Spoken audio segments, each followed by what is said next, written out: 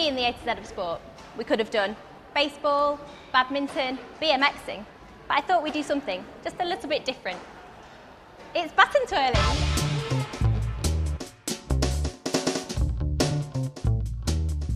Okay, Anne, tell me first of all, what is baton twirling? It's all about showmanship, grace, athleticism. It has a bit of gymnastics in there, so things like being able to throw the baton up, do a cartwheel and catch it, and a bit of dance as well.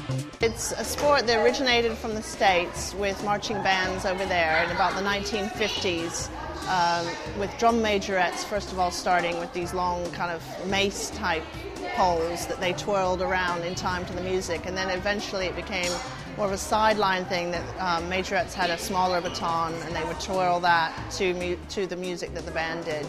And so how popular is it over here in the UK? Nationwide there are quite a few troops, I would say over 300 troops like ourselves, competing in all different associations, so it's quite popular. And obviously I'm going to be giving it a go in a sec, throwing the baton up in the air. Am I going to get hurt? Is it dangerous? See, I've had a few bruises, not just on my head, but on my hands and arms and things like that. But it's not that bad as long as you take care.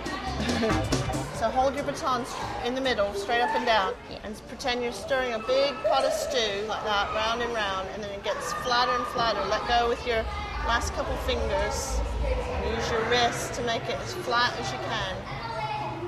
So eventually you're fast. Ow. What different levels of competition are there? Where can you compete up to? Well, you can compete to international if you want to. Obviously, there's an England baton twirling team that go to world, competitions and whatnot. But for us, we're just still starting out, and it's just kind of early days, and we're just competing regionally with other baton twirling associations. Go down and scoop to your left, and go back to your right. Scoop. Left and right, and the same principle. You let go with the last couple fingers. I don't think I've got this at all. Harder than it looks, eh? It really is harder than it looks. There's solo or duo routines plus team competitions, so you can have, girls competing just one off on each other, and it's usually divided up on age and ability slightly. And then there's team competitions, again divided up on age.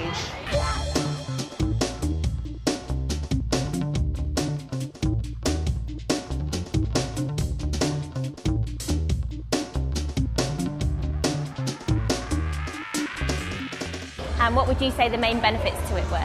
Physical ability and stamina, hand-eye coordination, being able to, kind of be able to pat your head and rub your tummy kind of skills, and just the kind of poise and grace of it all. Who can take part in it? Who can do it?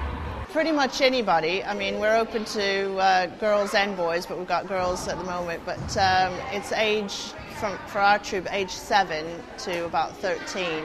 But I've seen some girls twirling at 3 and up to, 40 or more kind of thing, so it depends really. What equipment do you need, and is it an expensive sport to take part in? Reasonably inexpensive to start off, especially. All you need is a pair of trainers, leggings and a t-shirt. And we initially provide the batons for the girls, but after about 6 weeks they buy those, and they're only about £25, so there's not that expensive. Okay, so I think I've got a hang of the basics, kind of. Is there any kind of dancing that I can do? Yeah, if you can combine the flat spin like this with the step ball change. So start with your left foot and go left ball change, turn, right ball change, left ball change, and right ball change.